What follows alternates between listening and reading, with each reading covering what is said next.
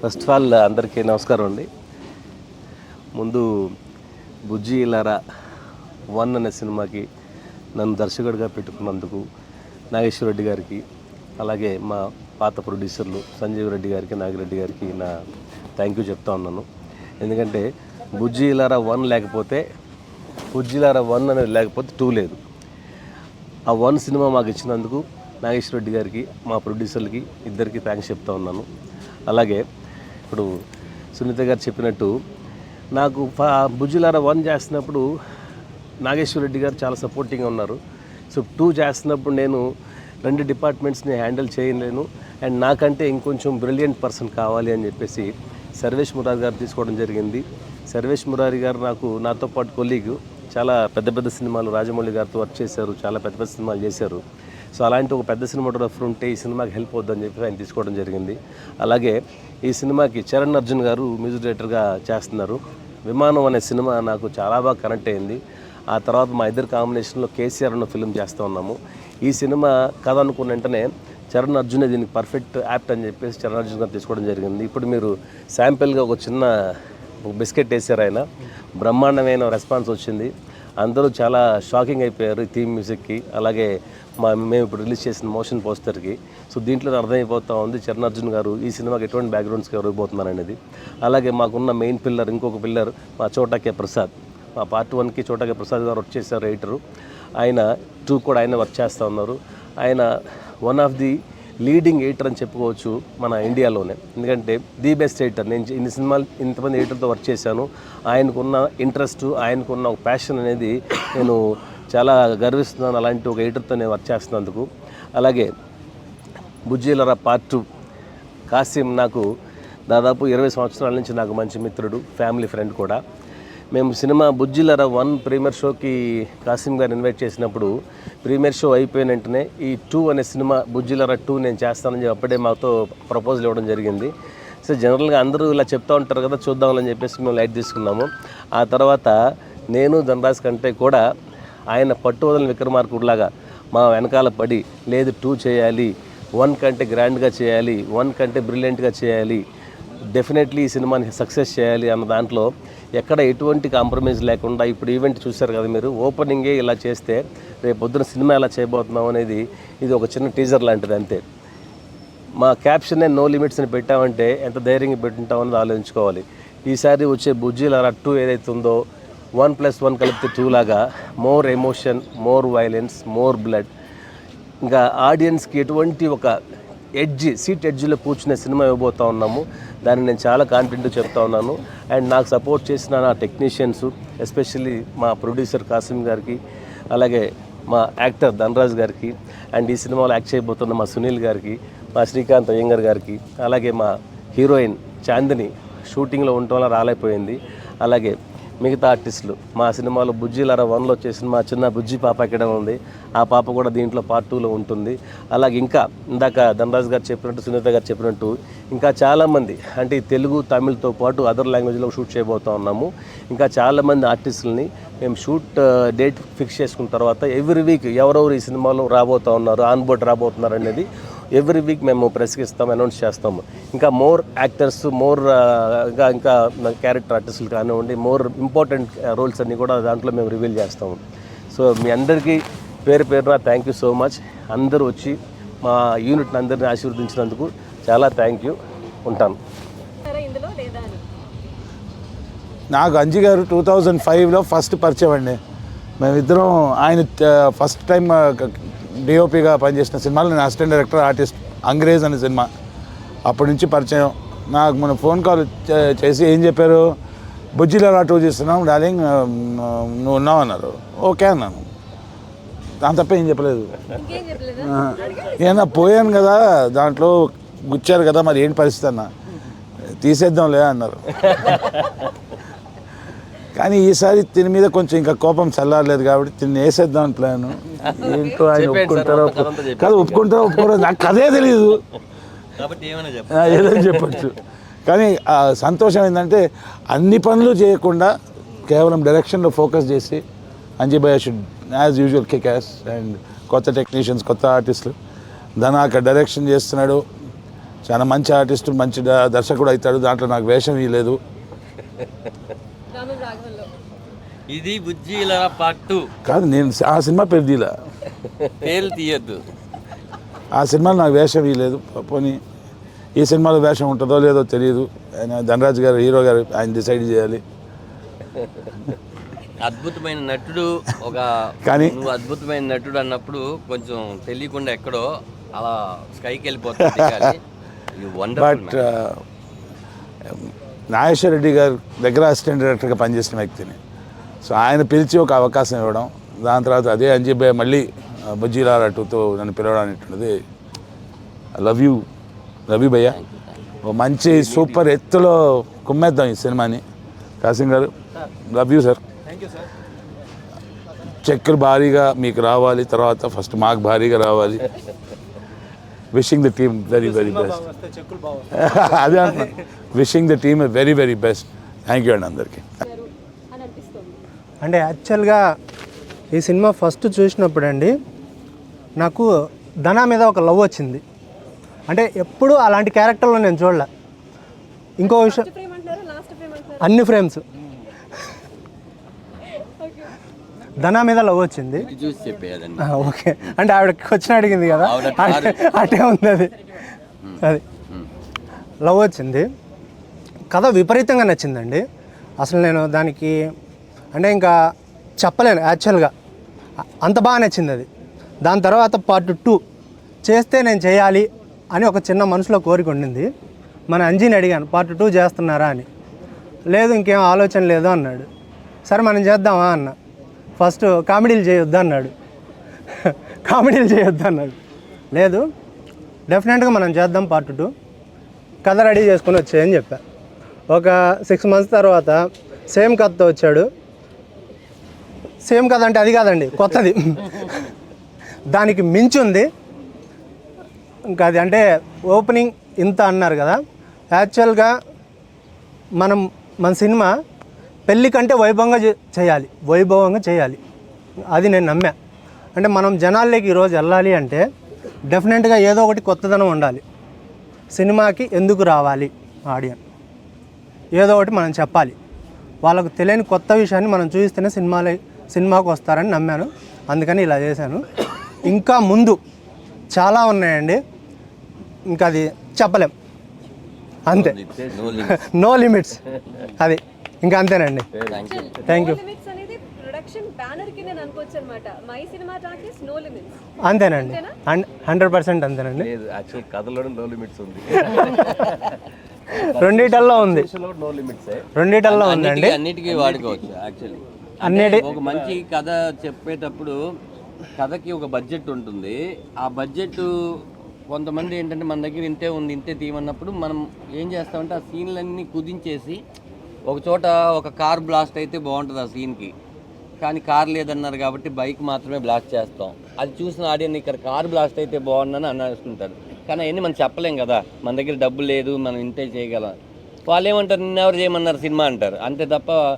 అందుకనే చేసేది ప్రాపర్గా చేద్దామని లేట్ అయినా కూడా చాలా క్వాలిటీగానే వస్తుంది బుజ్జి. చాలా మిమ్మల్ని భయపెడుతుంది, మిమ్మల్ని బాధ పెడుతుంది. సినిమా మీ ఇంటి వరకు వస్తుంది, అదైతే కన్ఫామ్గా చెప్పగలం. ఎస్, అంతేనా? అంతే. ఇచ్చేసిన వాళ్ళందరికీ థ్యాంక్స్ చెప్పు. థ్యాంక్ యూ సార్, అందరికీ నమస్కారం. Okay, yeah, perfect. అంతే. వచ్చినందుకు మీ అందరికీ ఎప్పుడు నన్ను ఎంకరేజ్ చేస్తూ ఉన్నారు. ఎక్కడో తాడేపల్లిగూడెంలో పుట్టిన నేను మా అమ్మా నాన్న పేరు పెడితే అది ప్రపంచానికి తెలిసేటట్టు చేసింది మీరే. మీ అందరికి ఫస్ట్ థ్యాంక్స్. మీరు అడిగినట్టు ఏంటంటే నేను ఎక్కువ చదువుకోలేదండి. 10th 9th ఆ మధ్యలోనే వచ్చేసాం కదా. ఇంకా మనకి ఎవరు ఏ జాబ్ ఇవ్వరు. అందుకనే కొన్ని క్రాఫ్ట్స్ చేసాం. ఒకవేళ అవి కూడా మన వల్ల కాకపోతే క్రెయిన్ డిపార్ట్మెంట్ అన్నని అడిగేసి కార్డు తీసుకోను, మేనేజర్ డిపార్ట్మెంట్ తీసుకోను, ఏదో అయితే ఇండస్ట్రీలో మాత్రమే ఉంటా. నేను ఇండస్ట్రీ తప్ప నేను ఏ పనికి రాను ఫస్ట్. అది ఆ విషయం. యా, షాజీ చెప్పండి. నేనా ఇటు సెంటర్కి రావాలా? అప్పుడు చెప్పేసి నేను అటల్నా. ఓకే, ముందుగా బుజ్జి లారా 1 సినిమా థియేట్రికల్లో మేము సరిగ్గా ఆ టైంలో బాగా రిలీజ్ చేయలేకపోయాం. ఆ బాధ మాకు అంజన్నకి ఎప్పుడు ఉందన్నమాట. అది వన్స్ ఓటీటీలోకి వచ్చేసిన తర్వాత అలాగే శాటిలైట్ అయిపోయి ఒక ఛానల్లో వస్తున్న తర్వాత మాకు వచ్చే కాల్స్ కానీ అవి కానీ చూసి మిస్ అయిపోయాం, మీరు మా దాకా ఈ సినిమాని కరెక్ట్గా రీచ్ చేయలేకపోయారు అని చెప్పి అంటున్నప్పుడల్లా నేను అన్న చాలా బాధపడ్డారే, చాలా ఎఫెక్ట్ పెట్టి చేశాము, పర్ఫార్మెన్స్ల గురించి రాశారు, సినిమా కథ గురించి రాశారు, అద్భుతమైన థ్రిల్లర్ అని అందరూ మెచ్చుకున్నారు ఆడియన్స్. 1ని మనం ఎందుకు కరెక్ట్గా చేయలేకపోయాము అంటే చాలామంది మమ్మల్ని అంటే వాళ్ళ దగ్గర నుంచి వచ్చిన ఒక థాట్ ఏంటంటే 2 చేయండి అన్నారు. ఎందుకంటే చాలా సినిమాలు 2 చేసేద్దామని చేయడం కాదు కదా, దానికి 2 చేసే స్కోప్ ఉండాలి. బుజ్జి 1లో అలాంటి స్కోపే క్రియేట్ చేశారు డైరెక్టర్ గారు నాగేశ్వర రెడ్డి గారు. ఆయన మా దగ్గరుండి కథను అందించడం, ఆయన ముందుగా ఆయనకు ప్రత్యేక కృతజ్ఞతలు చెప్పాలి. ఎందుకంటే మా ఇద్దరిని నమ్మి వాళ్ళ బ్రదర్స్ నాగిరెడ్డి గారు, సంజీవ్ రెడ్డి గారు, ఆయన కూడా ప్రొడ్యూస్ చేస్తూ దర్శకత్వ పర్యవేక్షణ చేస్తూ కథ ఇచ్చి మా ఇద్దరిని నమ్మి అన్నని డైరెక్టర్గా ఇంట్రడ్యూస్ చేసి నాకు ఒక మంచి లీడ్ రోల్ ఇచ్చి చేశారు. ముందు ఆయన కృతజ్ఞతలు చెప్పాలి. ఆయన న్యూజిలాండ్లో ఉన్నారు భక్త కన్నప్ప షూటింగ్లో, దానివల్ల రాలేకపోయారు. ఆయన ఇందాక ఫోన్ చేసి కూడా మాట్లాడారు. ఎస్, అలా జరుగుతున్న టైంలో ఒకసారి కాశీమన్న పిలుస్తున్నారు రమ్మని అంజన్ చెప్తే వెళ్ళి కలిసిన తర్వాత ఆయన ఏమన్నారంటే, బుజ్జికి నేను విపరీతమైన ఫ్యాను, దీన్ని 2 చేద్దాం అన్నాను. ఇట్లా చాలామంది చెప్తారు కదా 2 చేద్దాము ఎన్ని చేద్దాం అంటారు, అలా అనేవాళ్ళు చాలామంది ఉంటారు కానీ నిజంగా తీసేవాళ్ళు ఎవరు ఉంటారు అనేది ఒక క్వశ్చన్. ఆ తర్వాత అంజన్ అన్నారు, లేదు లేదు మన ఇద్దరం ఎంత ఫ్యాషనో కాశీమన్న గురించి నీకు తెలీదు, ఆయన ఇంకా ఫ్యాషన్ అన్నారు. సరే చేద్దాం ఓకే అనుకున్నాం. Next month actually September 2 బుజ్జిలారా 1 release అయిందనమాట. ఆ రోజే ఓపెన్ చేసి వెళ్దాం అనుకున్నాం. కాదు మనం చాలా రోజుల తర్వాత వస్తున్నాం, ఆల్మోస్ట్ 1 year తర్వాత వస్తున్నాం కదా, పెద్ద ఈవెంట్ లాగా చేయాలి, దీన్ని చిన్నగా చేయకూడదు. ఎందుకంటే మళ్ళీ మనం ఒక బ్యాంగ్తో రావాలని ఆయన దాన్ని ప్లాన్ చేసి ఎలా చేద్దాం ఏం చేద్దాం అని చెప్పి అందరి ముహూర్తాలు కుదిరి అందరి టైము డేట్లు కుదరడం వల్ల ఈరోజు కాశీమన్న ఈ సినిమాని 2గా నాకు అంజన్ని మళ్ళీ ఆ గ్రాండియర్ చూపించడానికి మాకు హెల్ప్ అయ్యేటట్టు చేశారు. థ్యాంక్స్ కాశీ అన్న, థ్యాంక్ యూ సో మచ్ మమ్మల్ని బిలీవ్ చేసినందుకు, కథని బిలీవ్ చేసినందుకు. నో లిమిట్స్ అంటే కథ ఒక్కదాని మీదే కాంప్రమైజ్ కాదండి, అంటే బడ్జెట్లు కూడా అంటే లిమిట్ ఉంటుంది ప్రొడ్యూసర్కి, కానీ నో లిమిట్స్ మీన్స్ ఆ సీన్కి ఏం కావాలి మీరు అసలు కాంప్రమైజ్ అవ్వద్దు. ఈ సీను నాకు థియేటర్లో కనిపించేటప్పుడు మీరు చెప్పినంత ఏం కావాలో నన్ను అడగని నేను ప్రొవైడ్ చేస్తానని ఆయన ఎప్పుడు మా ఇద్దరికన్నా కూడా, ఎందుకంటే 1 చేసేసి ఉన్నాం మేము, కొంచెం ఆకలి మీద ఉండి కొంచెం తినేసాం, ఆయన అయితే ఇంకేం తినలేదు, అంతే ఆకలి మీద ఉన్నాడు. ఆకలేస్తే ఆకలి మాత్రమే తింటున్నాడు ఈ సినిమా గురించి. ఈరోజు చూశారు ఈవెంట్ చాలా గ్రాండ్గా జరిపించారు. ఈ బ్యానర్కి బుజ్జిలారా 2 ఒక సూపర్ డూపర్ అద్భుతమైన సినిమాని అయితే ఖచ్చితంగా ఇస్తుందని నేను నమ్ముతున్నాను. దీంట్లో ఇందాక సునీత గారు చెప్పినట్టు ఇంకా చాలామంది యాడ్ ఆన్ అవుతున్నారు. ఎందుకంటే ఫస్ట్ పార్ట్లో సునీల్ గారు, నేను, శ్రీకాంత్ అయ్యం గారు, బుజ్జి ఇలా కొంతమంది లిమిటెడ్గా ఉన్నారు. బట్ దీంట్లో మాత్రం చాలా స్కోప్ ఉంది. ఇంకా ఎలాంటి వాళ్ళని ఎక్కడెక్కడి నుంచి తీసుకోవాలని స్క్రిప్ట్ ఏమడిగితే దానికి న్యాయం చేద్దామని మేము ఇద్దరం అనుకున్నాం. డెఫినెట్గా షూటింగ్ స్టార్ట్ లోపల మీ అందరికీ ఇన్ఫర్మేషన్ కూడా బ్యానర్ తరఫు నుంచి మీకు వస్తుంది. థ్యాంక్ యూ అన్న, థ్యాంక్ యూ సో మచ్. నేను ముందుగా మొదలెట్టినప్పుడు ఏది చెప్పానో అదే చెప్పి ముగిస్తాను. ప్రతి సినిమాని మీరు ముందుకు తీసుకెళ్తున్నారు. నేను ప్రతి సినిమా అప్పుడు చెప్పే మాట ఇదే, ఏంటంటే ఒక వారధి అని చెప్తుంటాను మిమ్మల్ని, థియేటర్కి మాకు మధ్యలో ఉన్న వారధి. మీరు నిజంగా సినిమా బాగుంటే అలాగే చేశారు. సినిమా బాగుంటే కనుక మీకు పడుకున్నా కూడా మీరు పడుకోకుండా దాన్ని ఎక్కడికో తీసుకెళ్ళిన సినిమాలు చాలా ఉన్నాయి. ఈ సినిమా కూడా మీకు నచ్చేలాంటి తీస్తాం. మీకు నచ్చితేనే దీన్ని ముందుకు తీసుకెళ్ళండి. ఇలాగే మీ అభిమానం, మీ సపోర్ట్ ఉండాలని మనస్ఫూర్తిగా కోరుకుంటున్నాను. Thank you so much. Thank you.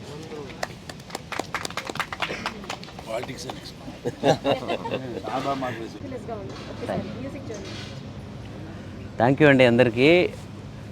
జనరల్గా మనం అంటే మనం ఇండస్ట్రీకి వచ్చినప్పుడు ఒకటే కోరిక ఉంటుంది, మనం అనుకున్నది అయితే బాగుండు అని. తర్వాత కొన్ని కొత్త కోరికలు వచ్చేస్తూ ఉంటాయి.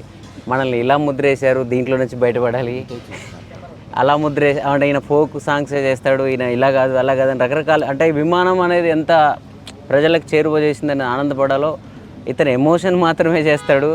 సాఫ్ట్ సినిమాలే చరణార్జున్కి ఇద్దాము అని అలా కూడా కొందరు అలాంటి నాకే చెప్తున్నారు. సో అందుకే అలాంటప్పుడు ఎట్లా మనం మనలో ఉన్న కమర్షియాలిటీ చూపించాలి, మనలో మాస్ ఉంటుంది కదా, లోపల మనం వచ్చింది పల్లెల నుంచి కదా అని అనుకుంటున్న టైంలో నాకు బుజ్జిలారా 2 అని చెప్పగానే ఆ రోజు నుంచే బ్రెయిన్లో స్టార్ట్ అయిపోయింది. అది నైట్ ఎప్పుడైతే ధనరాజు డైరెక్టర్ గారు చెప్పారో, ఆ కమర్షియాలిటీ నేను కూడా మిస్ అయిపోతున్నాను చాలా రోజులుగా. అలాంటి సినిమాలు రావాలని చేస్తున్నాము, బట్ బయటికి వచ్చిన సినిమా మీ దాకా వస్తుంది. ఏదైనా విజయవంతమైన సినిమాలే మీకు తెలుస్తాయి కాబట్టి వేరే రకంగా చేసిన సినిమాలు మీ దాకా రాక కూడా కొన్ని ముద్రలు పడిపోతున్నాయి. సో దాంట్లోంచి బయటపడాలని ఆకలి ఇప్పుడు నాకు చాలా ఉంది. అందుకే కమర్షియల్ సినిమాలు, మా సినిమా అన్ని రకాలు నేను చేయగలను అనేది ప్రూవ్ చేసుకోవాలనే కోరిక ఇప్పుడు కొత్తగా ఉంది. ఇది పక్కన పెడితే ఇంకో కోరిక, బలమైన కోరిక, అంటే చాలా పెద్ద పెద్ద సినిమాలు చూస్తున్నప్పుడు, తమిళ్ వాళ్ళవి వింటున్నప్పుడు, ఇప్పుడు అనిరుద్ధ్ అలాంటి వాళ్ళ ఫ్రెండ్ సర్కిల్ లాగా సినిమాలు సరదాగా మేకింగ్ నేను చూస్తూ ఉంటాను. వాళ్ళవి ఈ పాట వీళ్ళు ఎలా రెడీ చేసి ఉంటారు, ఇంత అందమైన పాటను వీళ్ళు ఎంత కోఆర్డినేషన్తో వీళ్ళు వర్క్ చేసి ఉంటారని చెప్పి ఆ శివకార్తికేయన్ గారు కానీ అలాగే అనిరుద్ధ్ వీళ్ళంతా ఫ్రెండ్లీగా కంపోజ్ చేస్తున్నప్పుడు నాకు కూడా ఒక ప్రొడ్యూసర్ ఫ్రెండ్ అయ్యి, ఒక డైరెక్టర్ ఫ్రెండ్ అయ్యి, ఒక హీరో ఫ్రెండ్ అయ్యి ఇలాంటి బ్యాచ్లో నేను సినిమా చేస్తే బాగుండు, ఏదో ఫార్మల్గా ఉండకుండా వెళ్ళి అలా కాకుండా అని ఒక కోరిక ఉండేది. అది ఎప్పుడు అనుకోకుండా ఈ బుజ్జి ఇలారా 2కి ఎలా కుదిరిందంటే, ధనరాజు నాకు ఒక 10-15 ఏళ్ళ నుంచి ప్రపంచం కంటే ముందే నన్ను నమ్మాడు. దానికి థ్యాంక్ యూ డార్లింగ్. నా మీద నాకు కూడా ఎన్నోసార్లు నమ్మకం కోల్పోతుండేది. మధ్యలో మనం పనికిరామేమో నిజంగా అనిపించినప్పుడు కూడా ధనరాజు మాటలు వినేసరికి మనం పనికొస్తాం, మనం ఎట్లా వెనకపోతే ఎట్లా అనే ఒక ధైర్యం వచ్చేది. సో ఆ విమానం అనే సినిమా నాకు రావడానికి కూడా ధనరాజే కారణం. కాకపోతే తన డైరెక్షన్ సినిమాకి మరి చేయలేదు, ఎందుకు ఆ జానర్ నేను చేయలేను అనుకున్నాడు. సరదాగా అంటున్నాను. అందుకే ఎమ్మటే నేను ఎక్కడ తిట్టేస్తానో అని కవర్ చేసుకోవడానికి వెంటనే ఈ సినిమా సెట్ చేసినట్టున్నాడు. దీనికి ముందు అంజి గారు విమానం సినిమా చూసినప్పుడు అంటే చాలామంది కామన్ పీపుల్ నాకు చెప్తా ఉండేవాళ్ళు అద్భుతంగా ఉందని. వీళ్ళందరూ కాదు కదా, డైరెక్టర్లు చెప్పాలి కదా అనుకునేవాడిని. ఆ సమయంలో విజయ్ కనకమేడల్ నా ఫ్రెండ్ సెకండ్ నాకు కాల్ చేసింది అంజి గారే. సో అద్భుతంగా ఉంది బ్యాక్గ్రౌండ్ స్కోర్ అని చెప్పినప్పుడు మనకు డైరెక్టర్ బుట్టలు పడిపోయాడని అప్పుడే అనుకున్నట్టు ఆయన కేసీఆర్ అనే ఒక సినిమాతో నా దగ్గరికి వచ్చారు. రాకేష్ చేస్తున్న సినిమా అద్భుతంగా అది కూడా చేస్తున్నాం.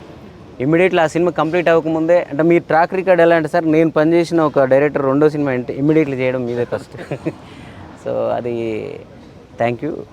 దీనంటికంటే ముందు దీని ప్రొడ్యూసర్ గారైన కాసిం గారు, నాకు తెలియదు, ఆయన వీళ్ళిద్దరు నా పేరు చెప్తా ఉంటే ఎటకారంగా నవ్వుతూ ఉన్నారంట చాలా రోజుల నుంచి. ఎందుకు మరి ఆయనకి ఇష్టం లేదు అని వీళ్ళిద్దరు టెన్షన్ పడ్డారు.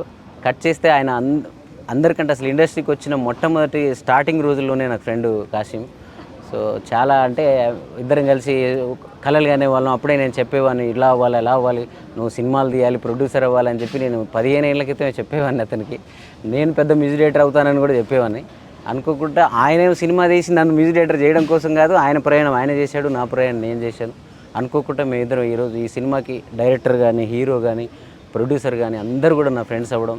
ముఖ్యంగా నేను థీమ్ మ్యూజిక్ చేశాను, ఊరికే ఏదో బ్రెయిన్లో నేను ఊహించుకుని నా విజువల్స్తో నేను చేస్తే ఆ మాత్రం వచ్చింది. ఇంకా ఆయన విజువల్స్తో, సర్వేష్ మురారి గారి విజువల్స్తో రేపు బ్యాక్గ్రౌండ్ స్కోర్ చేస్తున్నప్పుడు ఆటోమేటిక్గా విశ్వరూపం చూపించడానికి నాకు అవకాశం ఉంటుంది. ఆ అవకాశం ప్రొడ్యూసర్ గారు కూడా ఇస్తారని నేను నమ్ముతున్నాను, ఎందుకంటే ఫ్రెండ్ కాబట్టి. సో ఈ అవకాశం కాదు, బ్యాక్గ్రౌండ్ స్కోర్లో విశ్వరూపం చూపించడానికి అవకాశం. దానికి ఒకటి ఉంటుంది కదా ప్రొడ్యూసర్ చేయాల్సింది. సో మీరందరూ అంటే ఆ విమానం అనే ఒక సినిమా కానీ, లేకపోతే నేను ఇండిపెండెంట్ సాంగ్స్ చేసినా, ఏం చేసినా కూడా మీడియా మిత్రులు, ఆ పాటలు వింటున్న ప్రేక్షకులు ఆ పాటల్ని షేర్ చేసుకొని వాట్సాప్లలో పెడుతున్న ప్రతి ఒక్కరు కూడా ఇక్కడ దాకా రావడానికి మీరందరూ కూడా కారణం. సో అందరికీ థ్యాంక్ యూ. మంచి అవుట్పుట్లతో రేపు జస్ట్ చిన్నదే చూపించాను కాబట్టి ఎక్కువ మాట్లాడితే బాగోదు. పాటలు, బ్యాక్గ్రౌండ్ స్కోర్ అవన్నీ అవుతున్నప్పుడు నెక్స్ట్ ఈవెంట్లలో ఇంకా అద్భుతంగా మీతో మంచి విషయాలు పంచుకుంటాను. Thank you.